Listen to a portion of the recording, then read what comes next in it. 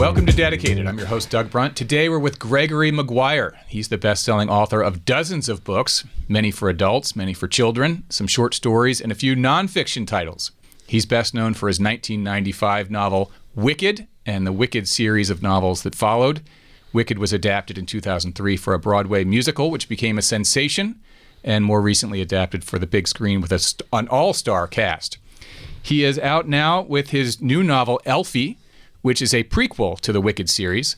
Gregory, welcome. Thank you, Doug. I'm delighted to be here. It's great to have you here. I've been so excited. As I said before we got rolling here, I was on vacation. I got to sit with this for hours at a time, and I loved it.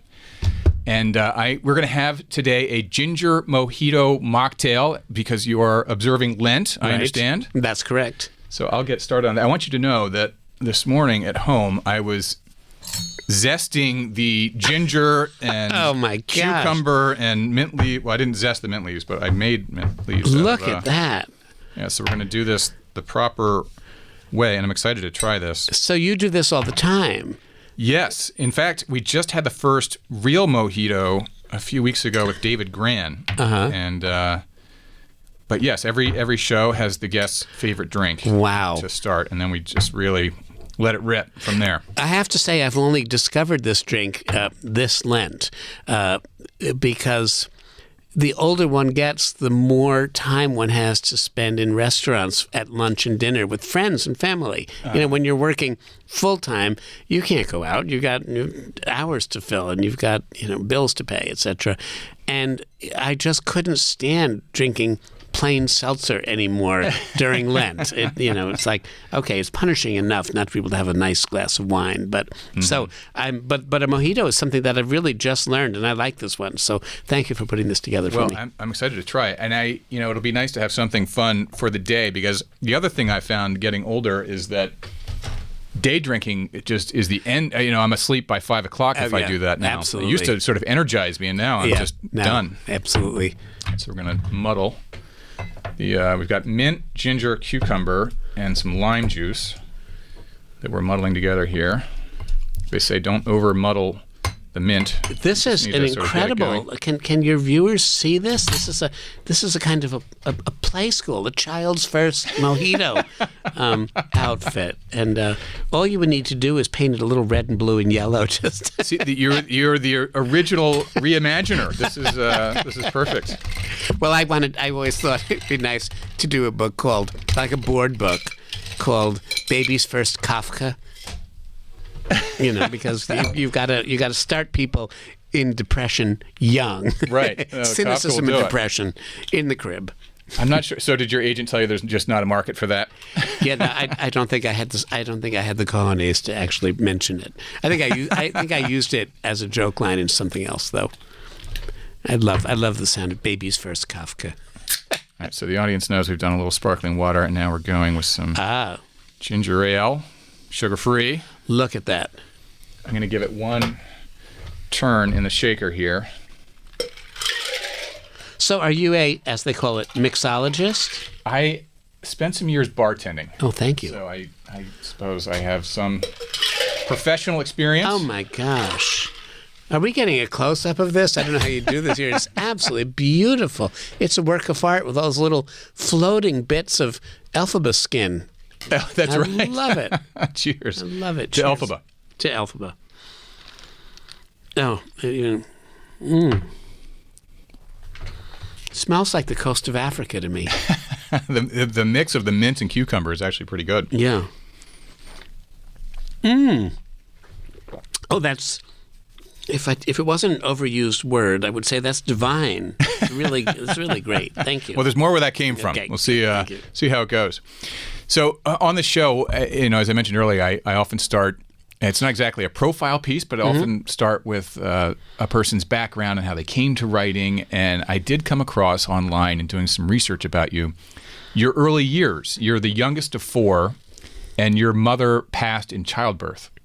That's true. She died about 7 days after I was born. She was in good health for the first 3 or 4 days, and then she started to hemorrhage or something.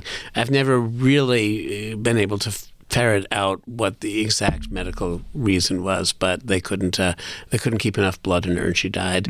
And I was my father was bereft. He was 38, I think, or 40, and he had 4 children under the age of 9, including one who was only a week old. And he sort of fell apart.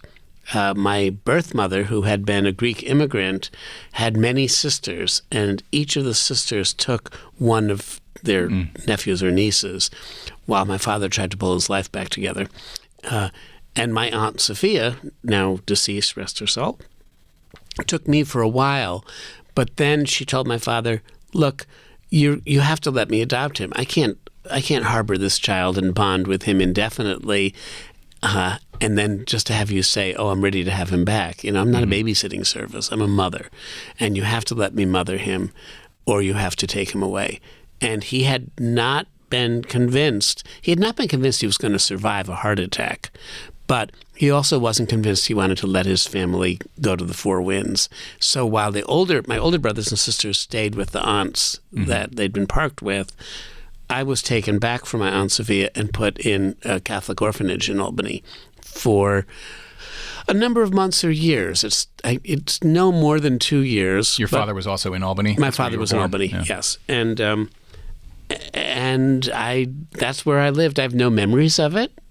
And it isn't. It makes a sadder story to tell than it is to live, because who remembers the first 2 years? And I apologize for reading a sad story out of the gates, but I imagine it must have influenced your approach to writing children's stories. What happened? So your father remarried, and then you returned with your father. Is that right? Yes, my father remarried, and interestingly, Doug, he married my birth mother's best friend from 4th grade. Wow. Now, if they'd been in an Irish village or in a Greek village, and my birth mother had any unmarried sisters, the convention would have been he would have married one of them, and they would have helped raise their own blood nieces and nephews. But my birth mother's best friend, my second mother, we didn't use the term stepmother or second mother. My second mother and my first mother were tight as thieves. So it was almost inevitable, and she was not married, she was 38. It was almost inevitable that when he was convinced he was going to survive his heart condition, that he marry her, and she accepted him, and they took the 4 kids back. All 4 came back. All 4 came back. They came to the orphanage for a while and visited me, and then eventually, when they were all set up in a new house, they came and got me. When that was, I don't know. And I've asked questions. Both my parents are dead. All my parents are dead now. Few people can say that, but I can't. All my parents are dead.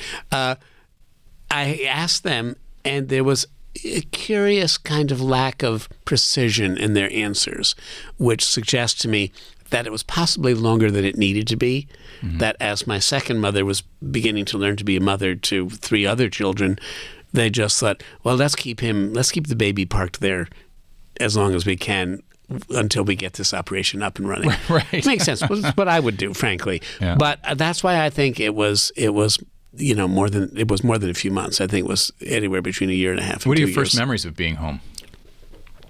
I was a skeptical kid, and in fact, in the orphanage, I had a name that the nuns called me. They called me Gregory the Executive, because I would sit, on my little blanket like Elphie at the beginning of her novel, and I would just review the proceedings going on in the room. I didn't smile very much, and I didn't engage very much, but I also didn't sleep a lot. I didn't just lie down on my back and contemplate my toes. I watched the social makeup of the nursery to see what was going on. So as all good writers do. As all good writers do. My training came very early on. Pardon me. I then, at home, I think I was fairly skeptical about whether this was going to be a safe place. And I do have a very early memory of a Halloween where I was allowed to dress up in some costume and was taken up and down the street. And we went to 4 or 5 houses where people opened their doors and gave me candy. I'm told, and I think I remember this, that I came back into the family house, sat down on the bottom step of the staircase to the second floor, and dumped all the candy out on the carpet of the stair landing. and smiled for the first time. So it was candy that brought me back to like full humanity. Yeah. And did you remain? I'm curious about your relationship with your siblings, because Elfie's relationship with the siblings is something you handle with such great nuance in the book. And did you remain close to the siblings? I guess the oldest was 9 years older than you. About 8 years older. Yeah, about 8 years older. The oldest has died just fairly recently, the last couple of years. And of the 7 of us, he was the one who had the hardest time with the death of his mother and the hardest time accepting a second mother or a stepmother. In many ways, the crisis of his mother's death divorced him from the rest of the family. He was in our family, and we all took care of him and cherished him to the end. But he was a difficult person, and he had, I think, anger issues is a good way to put it. But the others of us, the other 6, the 6 younger kids, half-siblings, and my second mother and my father remained tight. My parents are dead. My oldest brother is dead. But the 6 of us who remain are all very tight. And there was never any real distinction between which mother we had. In fact, there's a famous family story where my second mother was once hectoring my sister Annie and saying, you've got to keep this room more picked up. It's just a total tip. Why, I remember your own mother saying, and Annie interrupted her and said, "Ma, you are my mother." Like, well, that must have been a beautiful moment for my second them both. mother didn't make a distinction between her adopted children and her biological children. So you then go to Catholic school in Albany? In Albany, 13 years. And that's something else I wanted to ask you, because does the Catholicism play a role a little bit in your writing? Because there's sort of a mythology, and of course Elfie's dad is this traveling He's a traveling minister. He's not a huckster. He believes what he believes. He's not out to fleece the flocks, as it were, and just take their money and abscond with it.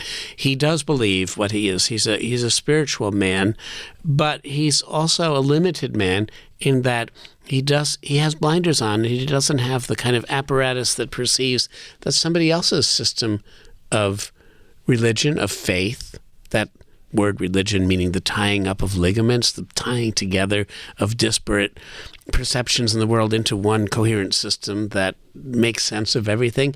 He doesn't trust that anybody but himself has a bead on that. And so, yeah, that had something to do with my childhood. Now, I say that being happy to confess, if you will, that I'm still a practicing Catholic, hence the mojito. Right. And I am not apologetic about that. What faith means to me now is different than what it meant to me in childhood. It's more a social justice challenge than anything else right now. But I am a spiritual person in a way. It's embarrassing to say on the radio. A religious person, and a person who respects religious culture and what religious culture has to do to pass down from generation to generation right rules of behavior so that we can take care of one another. I think that's important. I grew up Presbyterian, which is sort of like, very easy. We don't have to give up things for Lent. My wife is Catholic, though, and from Albany, by the way. Oh, really? And so we're raising the kids Catholic, and they're going through just so many hoops to go through all this. It's just insane how much time we're having to go to the church. They're pretty fed up, but it does give a construct for, as you say, how to treat other people, how to, be a good person, how to be kind, and how to contribute something. And how to also salt down what is of value and what isn't, because we live at a moment in culture when we are obliterated with incoming information on all fronts through all platforms. And if we don't have a system of registration whereby we can select the value of what is significant, how to behave, what we need to pay attention to, we are lost. I mean, let's face it, we feel pretty lost now anyway. Yeah. But we have to hold on to whatever system it is that works for us. And I think the systems that you get in childhood, if they're functional, they're probably functional your whole life. It doesn't actually matter whether the dogma that you confess to yourself in the dark bedtime hours after your spouse has gone to sleep and you're making good with your soul before you go to sleep too. It doesn't matter what the dogma is. What matters is that we have the apparatus to assess what has value. No, that's a great point. It's a good tether in a fast-changing world. These kids are either on Snap and all these other places. It's like at least there's one thing they can come back to that's sort of stable and that you can count on. So from Catholic school, you go to SUNY Albany. Right. And you begin studying literature there, I think. Right. And then you got an MA, a master's at Simmons? Is that right? Simmons. It's now Simmons University. It was Simmons College when I was there. In fact, Doug, you may not know this, but I am the first person in the history of the universe to have a Master of Arts degree in children's literature. It was a new program. I signed up for it partly because Maurice Sendak was going to be one of the teachers. I wanted to meet him, and a couple of other people I knew by admiring their works were also going to teach there. And I signed up, and I was the first. I am the graduating class. It's very, very easy for me to arrange a reunion every year. Wait, were you the only in the? How many were in the class? Well, there were about 12 or like a seminar 20 style. Seminar-style class. But everybody else had a summer course to take, and I finished in May because I had overworked as usual. That's great. And so now the other thing I learned in my research about you is that around the time you finished at Simmons, you published your first children's book. That's right. I sold my first book when I was 23 or 24, and it was published a year later. Yeah. Okay. And then you went back for your PhD. We'll get through your academics here in just a second, but I was interested because you went back for your PhD at Tufts, but by that time, you'd published half a dozen books. You'd been published for more than 10 years or so. That's true. The reason why did you go back for the PhD? reason I went back originally was because I had graduated from being a grad student to a graduate to a professor in the course of about 2.5 years. The college hired me to teach because they liked what they saw. Was Sendak still there teaching? No. But we stayed friends right up until the end of his life. We were friends for 36 years, I think. In fact, I went to his bedside as he was dying, hung out for a little bit with Brian Selznick and Tony Kushner and Spike Jones, and said goodbye to him, all together. But they hired me to be a teacher, and after 4 or 5 years, it was clear I was going to come up for tenure. And in order to get tenure at Simmons at the time, you needed, if you didn't have your doctorate yet, you needed to be well on your way. Mm-hmm. So I enrolled for a doctorate at Tufts, and then halfway through it, I left teaching. Mm-hmm. But I had already invested the time in my doctorate, so I completed it. When you went back for the doctorate, were you the only PhD candidate who was a published author, or were there others? I think I was the only PhD candidate who was a public author, but I was also working full time, so I didn't hang around with the other students very much. I just went in, did my work, kept my head down, put in my hours, punched the clock, and then got back to my job. So you finish up at Tufts in sort of early 90s, and then the big breakthrough comes in 95 with Wicked, which I suppose, on pub day was not huge, but it had a build of word of mouth sales and becomes this huge bestseller. It wasn't a soft opening. In fact, when I got my first royalty check, the book came out in September or October of 95, I got a royalty check in the following April, which is how publishers do it. And I had already earned back my advance in the first 3 months of the book's publication. The advance was considerable. It was about 10 times more than I'd ever been paid for more than 10 times more than I'd ever been paid for a children's book. It was so surprising that I called my agent in New York. And I said, Bill. Did they add a zero? That's what I said, exactly. I said, this is really wonderful, but I think there's been a mistake. I think they added an extra 0 or maybe even 2. And Bill, who was very much stood in my corner and really trusted me and had my back, said, I thought so too. And I went back and I went over the paper, the number work, and I called the publisher. No, this is what you earned. This is what the book earned. Mm-hmm. And the first year, for some years, it never hit the New York Times list. It just continued to sell under the radar for 6 years before the play opened. And indeed, it's one of the rare books And I know we have publishing executives here in the room who could vouch for this. Most books sell everything they're going to sell, or most of what they're going to sell the first season. Yeah. And then sales plummet. They eventually get to the dollar stack, in one store or another. Wicked sold more books every reporting season for about the first 12 reporting seasons. Every time the check was larger. That's amazing. Because it was just one of those sleeper things, word of mouth. Word of mouth did what good reviews couldn't do. It just people had to love it. They had to read it, love it, and say, "You're not going to believe this thing. Try it and see what you think." Yeah. Oh, that's great. And you see now, I don't know if it came out in paperback or hardcover initially, but yeah, it was hardcover. Hardcover. Yeah. When it does well in paperback, that's all word of mouth because Absolutely. you've really already shot all your ammo on the sort of the pre-sales 2 weeks and then the week after pub, and then it's over really. Yeah. So I want to get into process, and this next question will land there ultimately. But in 1997, you go to Blue Mountain Center for artists and writers. Right. So I guess that's a place and a kind of a style that helps you work and think. But there you meet your husband, Andy. Andy who's Newman. a painter. Yes. Right. So I don't know Blue Mountain Center. Is it like a Yaddo? It is like a Yaddo. It's like a lefty Yaddo. It's a little bit smaller, and it's certainly more isolated. Yaddo's right on the edge of Saratoga with its fancy shops and its racetrack and performing arts center.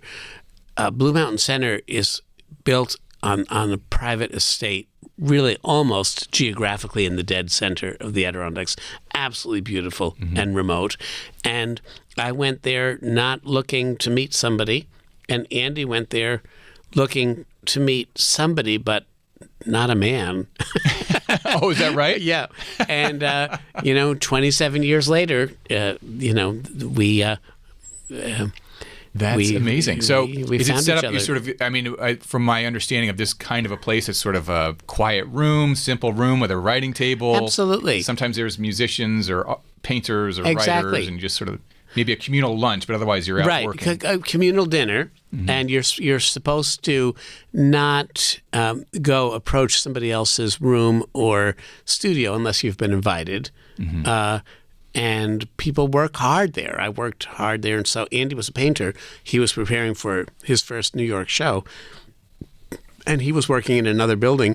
But he had lived in England, and I had lived in England, and we had lots in common. We just fell in with each other. Frankly, he was wearing a wedding ring. Except for knowledge of being gay, apparently. Yeah, right. So how did that first go? Like did he know upon sight of seeing you? Or how did that, I think probably there are stories I shouldn't tell. However, he had been married to a wife for 10 years. They had separated a couple of years earlier, but he was still wearing a wedding ring. So as I'm looking around the table thinking, well, if I'm going to be friends with anybody, I don't want to be friends with a gay person that would be, possibly develop some tension over or some feeling for. But there's that guy, that married man and he's very interesting. He's funny and he's well educated, and he and I have had some similar experiences in the world. So, and he felt the same about me. So we just hung out together. And then, there's that biblical phrase. I think it's about Saul turning into Paul. The scales fell from both our eyes at almost the same moment. Like, oh, this is not a friendship, is it?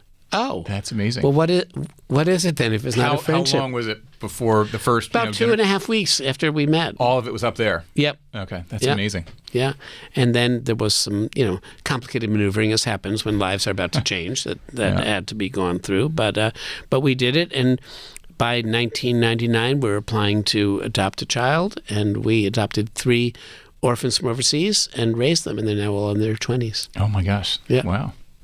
Well, congrats. That's a great story. I did not know any of that other than I knew Blue Mountain Center and Andy. That's all I knew going in. That's an incredible story. It was incredible because so unexpected, so unexpected. And I mean, we all have our crushes. We all have eyes, and we can admire interesting people that we meet. But I was actually taking precautions not to meet somebody that I was, maybe going to fall in love with. And so I just didn't keep the right door barred. Yeah, right. Andy, I locked that one, and Andy came in through that one. So yeah, whatever that expression, we make our plans and God laughs, or absolutely, whatever. So. Absolutely, yeah.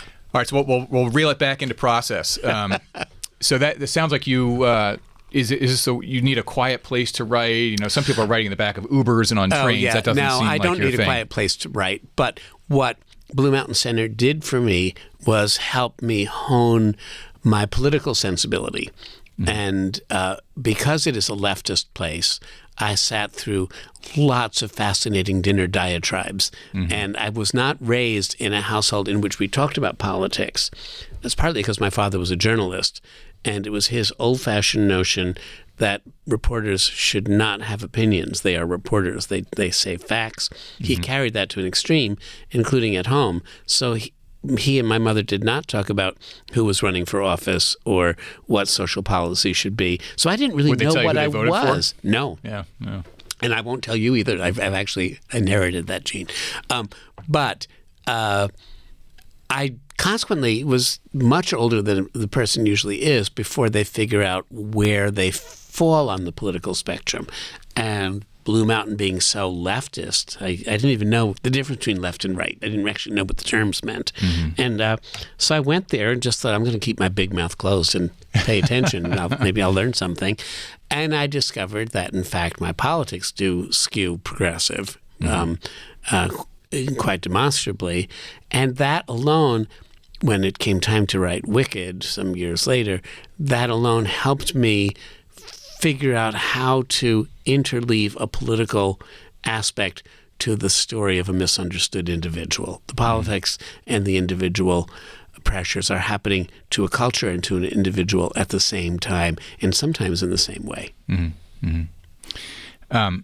When you are writing, do you sort of imagine this whole universe? Do you map it out, or how are you sort of creating this before you get to page one? I have to go back and answer your previous question, though, about where one writes. I don't have to write in a beautiful setting with a private lake and handsome, attractive, articulate people. That's not necessary. Like everybody else, I can write on a train. I can write. My favorite place to write at the moment is a supermarket that has an upstairs business, that's an upstairs platform that's open to the public, so you can buy a sandwich and a coffee and go up and eat it there if you want. Nobody does, except for me. So it's my private office, and I go there sometimes 3 or 4 times a week. Which supermarkets have that? I mean, I've seen that in a Barnes and Noble. Well, maybe, yes, right. No, this is a privately one-time establishment in Concord, Massachusetts, where I live. Okay. And so that's where I write. But I can write in trains and in train stations. I love by hand, or do you key it in? Well, I did by hand for many, many, many years, but I now write. I've taught myself how to write on a laptop. Yeah, I'm a terrible typist. So I used to write it by hand. And now I use about 6 fingers to type. And so I'm, as they say, like a boxer pound for pound, finger to finger, I'm actually pretty quick, but I'm not a great typist. I wonder, Doug, do you think that if you type like that, do you think it slows you down enough that actually you make better choices because your mind has more time to think between words? That may be true. I think it's probably somewhere there's going to be a crossing point where I can maximize that versus the amount of stress and energy it's taking me to type. Right. So right. Slowing down might be a good thing. Writing by hand, which I did. I wrote the first 40 pages of Wicked by hand.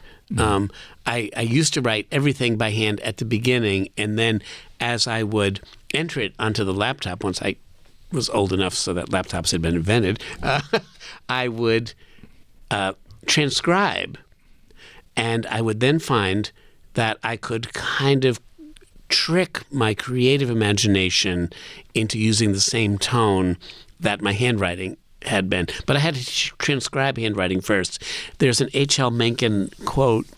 It was a review of a book, remarkably forgotten, that said, "This sounds as if it was written on a typewriter by a typewriter."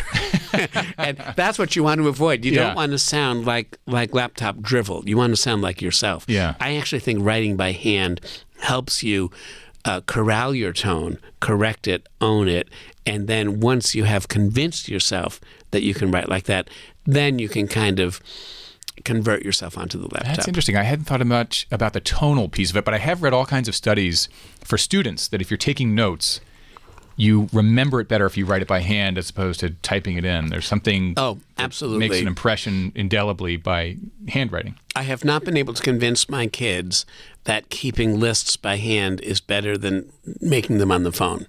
Yeah. But for that same reason, you actually can visualize it better. The list you made today when you were using a fat red magic marker looks different in your imagination and in your memory banks than the next phone screen. Yeah. And therefore, it has more significance.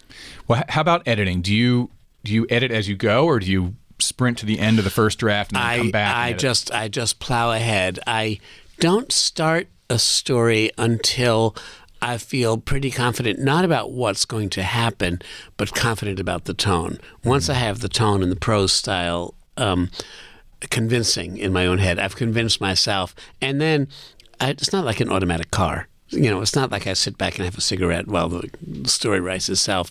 But I have learned to trust myself, that my subconscious knows what it's doing more than my conscious mind knows what I'm doing. And I let it take over the driving a lot of the time. How about the process for the reimagining? You talk about trying to capture a voice. Do you surround yourself with things of Oz, or are there, I suppose now you actually have examples to picture in your mind for the characters that are out there that are sort of outside your control. But in the beginning, did you picture the characters and well, the voice? There are two ways I did this. These are great questions, Doug. I really appreciate it. They're interesting, not ones that I answer very often, if at all. One thing I did in picturing Oz when I was writing about it 30 years ago for Wicked is I was about maybe halfway through the first draft, and I sat down with a friend of mine who is a cultural anthropologist. And I said, okay, suppose you are going into the highlands of the Himalayas and you discover a population that has been separated from other cultures for 800 years. And you are needing to study them and needing to understand them. What are some of the things that you would concentrate on? You have 2 weeks to live with them. What are the concerns that you would bring to your investigation of the way that they live lives? And he gave me a set of 27 or 28 subsections, like attitudes toward women, faith, ways in which faith and religious cultures inform practicalities of things like growing seasons and, how do children play? How many language systems are at use here? What is the relationship between the generations? What is their dental care? Lots and lots of things. I was really pleased because if he gave me 27 aspects of culture that he thought would be important to know if you were going to begin to understand a new culture, I had covered about 20 of them in the first half of Wicked that I had instinctively done. So by analogy, I say, I think a novelist is a one-person cultural anthropologist of the material in their brain. And what they have to do is uncloak it and discover it and figure out ways that they can transmit the information in as easy and breathable a manner as possible without stultifying the reader with too much information. Well, I think particularly in the work that you're doing, which is creating this universe and cultures and different cultures that are sort of in conflict, of course. Yeah. And so I wanted to ask you about the adaptations too, because for most writers, they're pretty good at saying, that's another thing. That is a different piece of art. Yeah. I'm here, it's there. And I think for, say, a Harlan Coben book getting adapted into a film, there could be changes. And you can say, we're going to kill this guy, not that guy, and that's fine. But I think for you, it feels different. You've created in the way that Tolkien or George R.R. Martin with Game of Thrones would feel different if you make a departure from something in the book. Right. How do you feel about that? I think you're right. I think I tend to have a genial nature, and I tend to give people credit that if they're going to do their best work, I'm going to try as best as I can to appreciate it. But I also perhaps have an advantage over Tolkien and over George R.R. Martin and also over Anne Rice, who you remember when Interviews with the Vampire, the film came out? She basically took out a full-page ad in the Sunday New York Times, and she said something like, the vampire sucks and so does this movie. She was not happy with it. Mm-hmm. And I have an advantage over Anne Rice and Tolkien and Martin in that I was already working with found material. I knew that I was the interloper. Yeah, this is a reimagining of a reimagining. Of a reimagining, yeah. L. Frank Baum had done his work 125 years ago. Mm-hmm. And the 1939 film came out 85 years ago. So when my book came out 30 years ago, I knew that I would already, it would likely be called trailer trash, compared to the greats who had made the 1939 film. But I didn't really care. I did the best I could. And guess what? The ghost of L. Frank Baum did not come out of the grave to say, I'll get you in your little typewriter too. And so I felt I had to extend that same courtesy to Stephen Schwartz and Winnie Holzman when they wanted to make a play, and to the people who decided to turn the play into a movie. I wanted to extend that courtesy, and I wished it well. I do hold the different iterations of the story in separate chambers, separate Tupperware boxes in my mind. There's the novel, which is the realest thing to me, because I've lived there for so many years. There's the musical, which is, it's not a musical comedy, it's a musical play, but it isn't also a musical tragedy. It's not West Side Story. It's somewhere in between a tragedy and a musical drama. And then there's the movie, which is a third thing again. I can keep the different portraits of Elphaba separate in my mind. I can keep the different looks of Oz separate in my mind, but the one that is in my sleeping imagination is the one that you find on the pages of my books. Yeah. Do you remember the first time that you read The Wizard of Oz or saw the movie? I don't remember the absolute first time. I didn't read The Wizard of Oz until I think I was about in fourth grade. Mm-hmm. And that's partly because of where we lived. We didn't live near a public library until I was about 10. But I do remember, not the first time, but certainly the early times of watching the film. I probably saw the film when I was 5 or 6. And the reason I remember it so well is that my parents were very dubious about the contributions of American TV culture to the lives of their family. And they required us to step back from the TV and go read. They were very much literate parents. My father didn't get beyond high school, nor did my birth mother, but they were all literate. Was he a print journalist? He was. He was a journalist for the Albany Times-Union. Right. And an autodidact in the way you used to be able to be. You didn't have to go to college in order to make good, and he did make good. But they did relent when the Wizard of Oz came on once a year, because they had seen it when they were in their early 20s, and they thought, "Oh, this is a cheery children's movie. This won't hurt them very much." And we watched it. Of course, it hurt us terribly.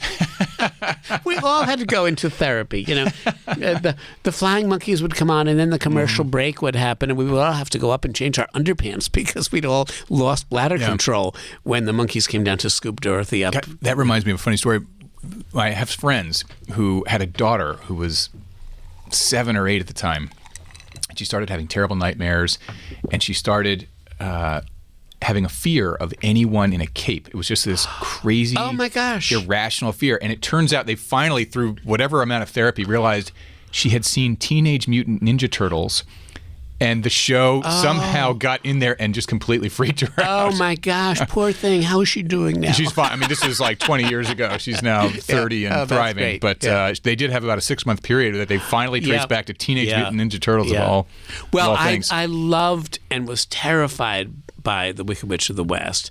And those crazy flying monkeys are scary if you're little. The flying monkeys are scary, but the witch was scarier. Yeah.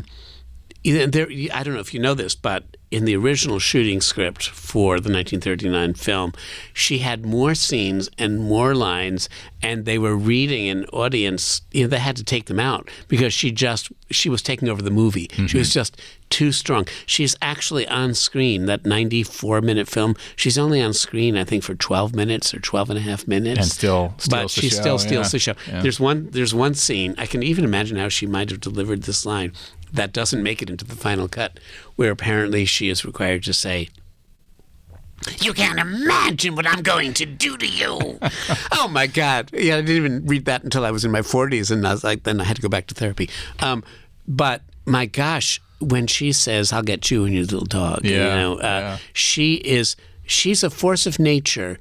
And she, I think, to a child watching that film, is more real than the wizard, who is a liar, than the lion, who is Bert Lahr in lion pajamas, than the scarecrow, who clearly is a man dressed up to look like a scarecrow, or than Billy Perkins as Glinda, because there's Glinda. She's supposed to be a fairy princess, and she looks like your great-grandmother coming down in her walker. The witch was real. The witch was the realest thing in that movie to me, and I used to have nightmares about her. Not often, but a couple of times. I was getting ready to meet you. I clicked around a little bit onto the actress who played the witch, and she was a very busy actor. She was in a ton of movies before and after. Oh, and she was such a sweet-looking little actress, without the green makeup on. Absolutely, she was like a nice lady. She's a very New England, Connecticut lady. Baked cookies, and she. Did you know she?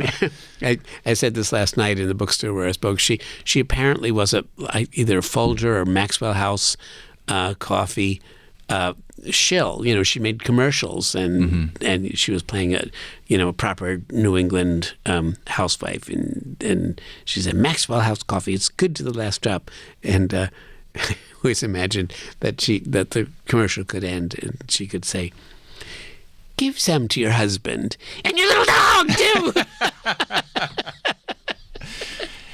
Speaking of being scary, so I had the book here, Elphie, which I'll hold up again, which is terrific. And it was on the dining room table, and a friend came through who has 2 young daughters. And she's like, "Oh, would this be good for the 8 and 10?" Right. I'm like, "I'm going to guess probably not, but I'll read and let you know." Right, and I came up and said, "Definitely not. Not yet, anyway. Give them another dozen years or so." But there are very mature themes, and the language is sophisticated.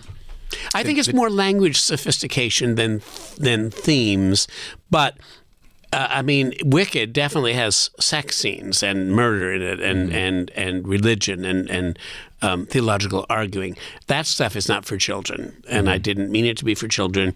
And when people say, "Will this be good for my 10-year-old, I say, "Well, how much therapy can you afford?" It's up to you. It's your family, your budget. But I don't think anything happens in this book that is too impossible to grasp. But it's written in adult language. I have an adult syntax that I use, and the language is complicated and requires readerly strengths. Let's say, practice around a book. That's interesting. I've had a couple YA authors on the show. Lee Bardugo has actually then come out with some adult books, but the classification is very blurred to me. Sometimes a good book is just a good book, whether it's YA or not. It's good for anyone. What do you think about this sort of categorization? Well, of YA or not? I understand why they have to do it, because publishers have to pay editors and booksellers have to decide where they're going to shelve things, and so do libraries. But I find that I'm afraid I'm partly culpable, because Wicked was one of those books that now are called a crossover book, that teenagers read it, and even middle schoolers read it, whether their schools and libraries want them to or not. It is a story that is captivating, and a good middle school reader can read it and read every word in it. And if something is not, if they actually haven't experienced in life what some of the scenes are about, it just goes over their heads the way they went over to my head when I read very voraciously through adult and children's sections of the library. But before I knew anything about what sex was about, if I got to a sex scene, my eyes just kind of glazed over, and I continued on until something more interesting was happening. I think that can happen.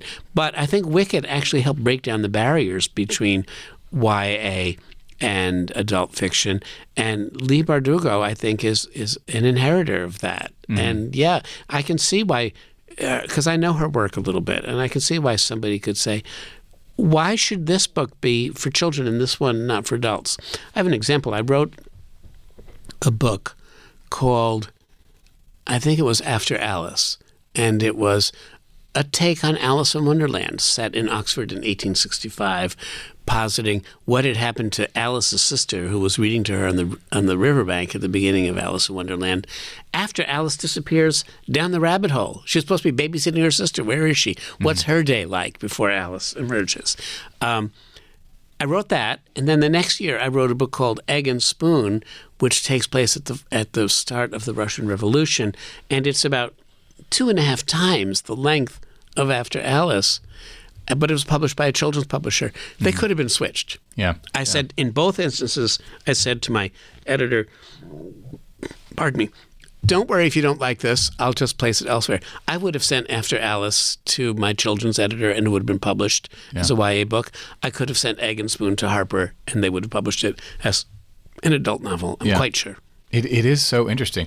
By the way, who has done reimaginings prior to you that you can point to? Because I feel like you're one of the early folks in the genre, and there are more and more recently. There's a new one out. You probably know all of these. James.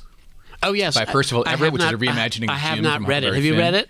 I haven't. I know it's just out. It's on my list. Yeah. I think but then that's there's, a of course, Pulitzer Demon Copperhead by Kingsolver. Oh, yeah. That's a great book. One you must know about, the Hansel and Gretel reimagining, is going to be Stephen King with Mari Sendak's art. I think it comes out in September of this year. Right. No, I've heard of that. I haven't seen it yet. Yeah. Well, I'm not the first.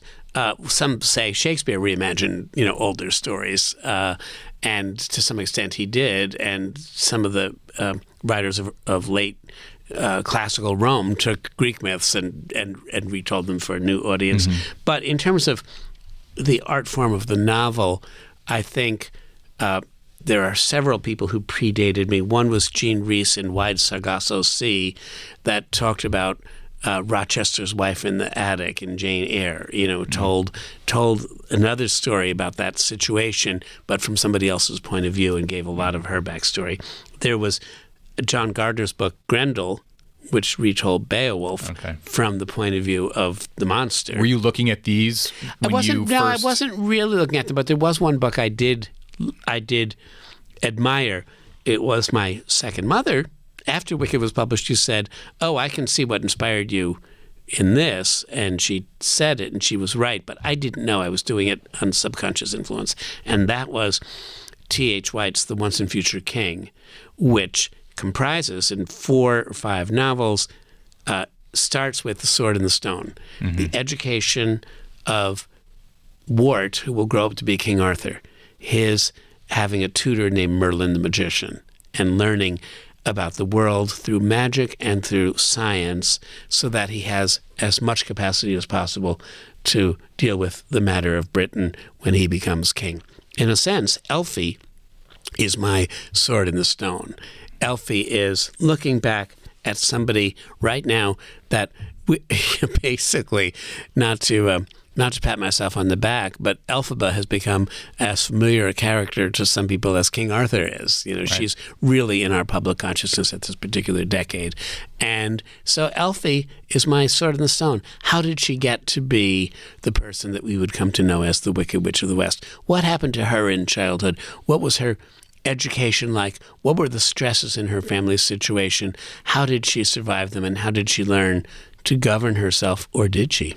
Well, I don't want to give away the ending, right? But there seems to be room, as she sort of arrives in this new place that I will not reveal at the end, room for one more before we're all the way through. We're all the way through. I never know what I'm going to do. I say over and over again, I'm really done with this material. I'm really done. And then I sleep like a hibernating bear for 6 months. And then I wake up and I get an idea that starts to burn and itch like a rash picked up on the beach where you went on vacation. And you have to scratch it. You have to do something with it to retire it from your system. Until I put something into the pages of a book, I can't evacuate it from the apparatus of my mind. And that's why I'm a writer. Well, I hope there is another Elphie prequel, a sequel to the prequel. Right. And then any thoughts on a book-to-film adaptation of the Elphie prequel? Well, I started getting movie offers on Wicked about a week after it was published, but Elphie is out today, so I haven't picked up the phone yet. When I go back, some messages waiting for you at home. Exactly. When I go back to my hotel room, I'll check. Oh, well, good luck with that. I would love to see that. Thank you. To the stage or the big screen. Oh, thank you so much, Doug. All right, so on to the lightning round with Gregory Maguire. Okay. Your favorite book as a kid? My favorite book as a kid was Harriet the Spy.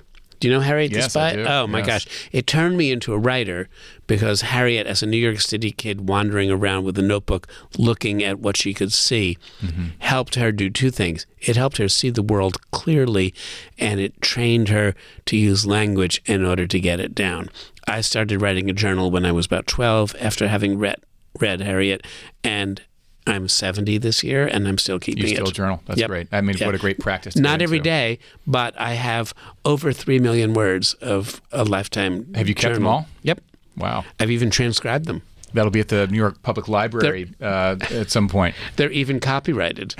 Is that right? I did, yeah. Yeah. I promised somebody about 40 years ago that I wouldn't burn them, so I keep my promises. That's great. Book or books that you're reading now? I just read something called The Village in the Mist, which is said to be one of the inspirations for, I can never remember how to say his name, the great Japanese filmmaker of animated cartoons, My Neighbor Totoro and Spirited Away and Howl's Moving Castle, Miyazaki, I think, something like that. Anyway, it's a wonderful story.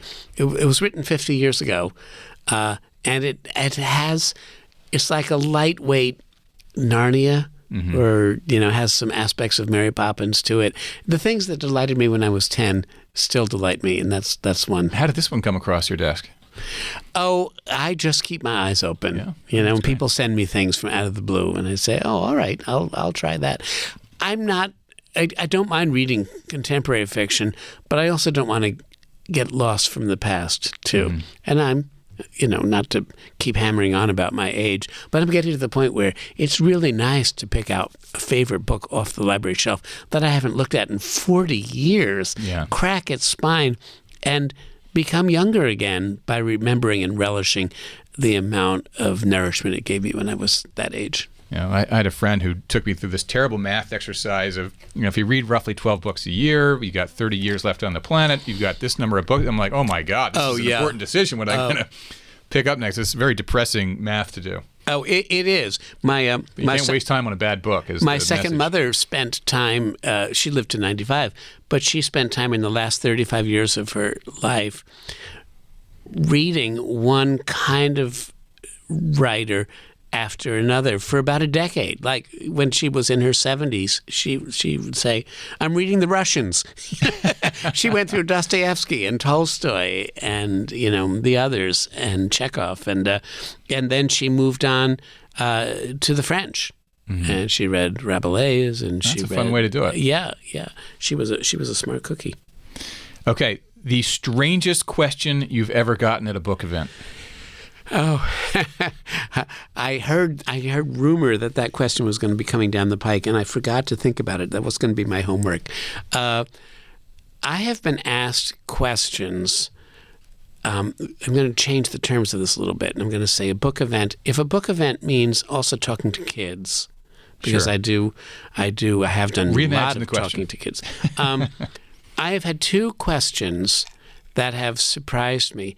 When I have gone into schools, I used to do it all the time. It was actually part of how I paid my bills before Wicked was published.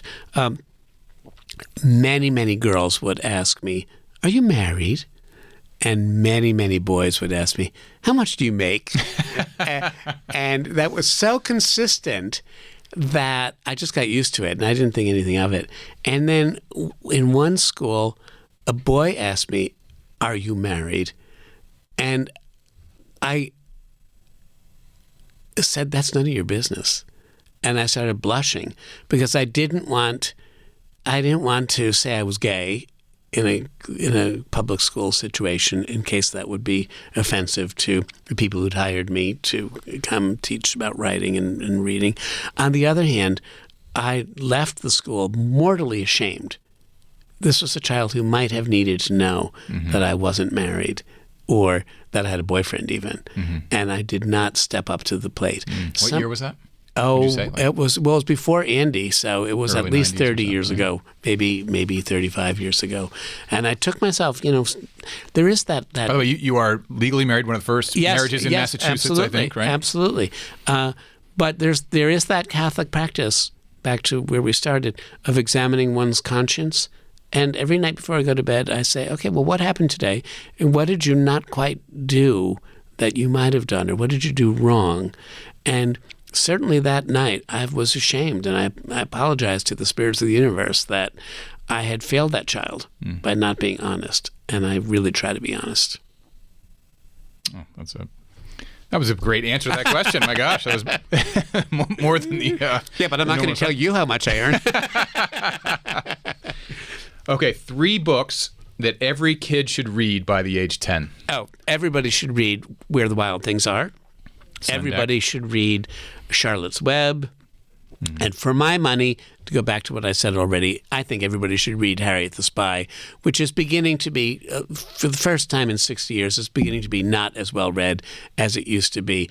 But Harriet she's a kind of Elphie. She's a kind of one-off, and she doesn't fit in very well in her social situation. She's prosperous, and she's got inept but somewhat loving parents. But she has to make her own way. And let's face it, all kids have to do that. Even if, like me, you're the middle child of 7, you still have to make your own way. And you have to find the tools that are going to help you do it. In Harriet's case, it's the tools of writing. And I think it doesn't have to be writing. Not every kid is going to be a writer.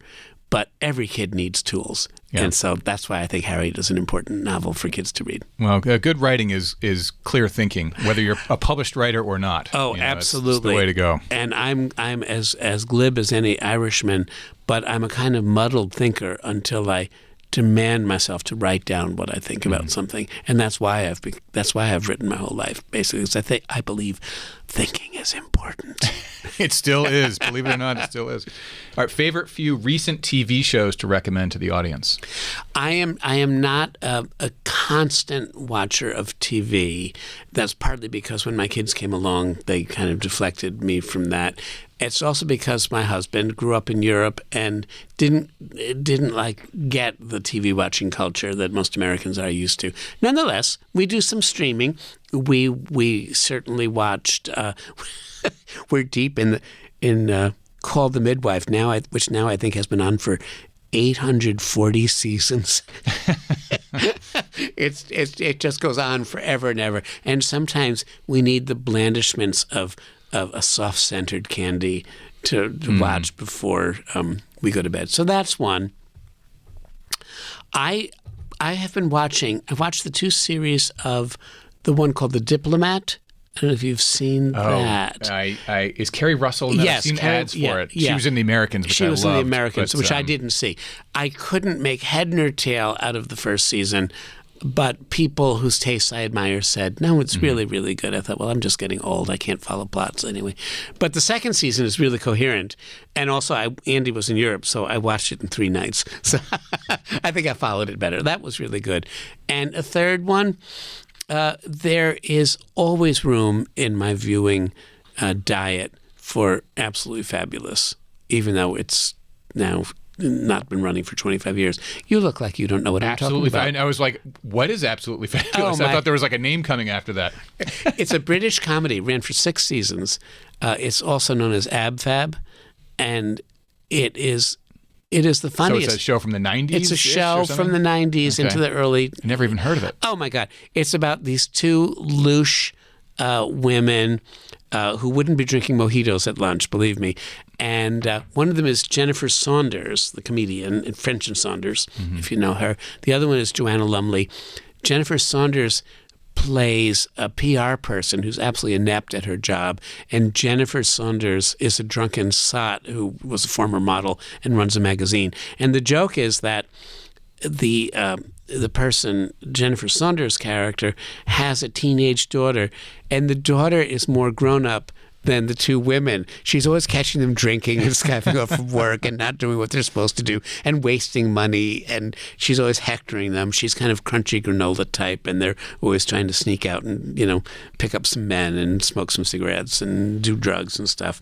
It's totally politically incorrect, and it's a hoot. But I will tell you, and any of your listeners who maybe haven't found it, I think it's probably still available on BritBox, that you have to watch 2 or 3 episodes before you can train your ear to hear the British accent. I mean, I lived in England, and even for me, it went too fast. There was a lot that I missed. Yeah. I've seen every episode at least 10 times. So that's like Shetland for me. This from northern Scotland. Right. What is he saying? I need subtitles on this. You thing. do need subtitles. Yeah. Well, I really admire, but now I do feel I should retire and just have the car drive me to the cemetery.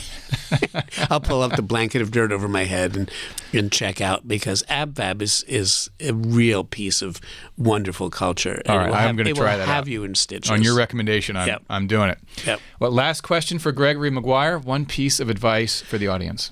One piece of advice for the audience. All right. You're not asking for writing advice. You're just asking for advice. Yeah. Take your time. Take your time to come to a moral judgment. Take your time at your work. Take your time at how you love somebody. Indulge it. Don't try to rush it. Be thoughtful. If you take your time, more of it will come through your pores, and you will be living a more genuine life. I love that. That was great. What a pleasure. Gregory, thank you. Thank you so much, and thank you for this. Cheers again.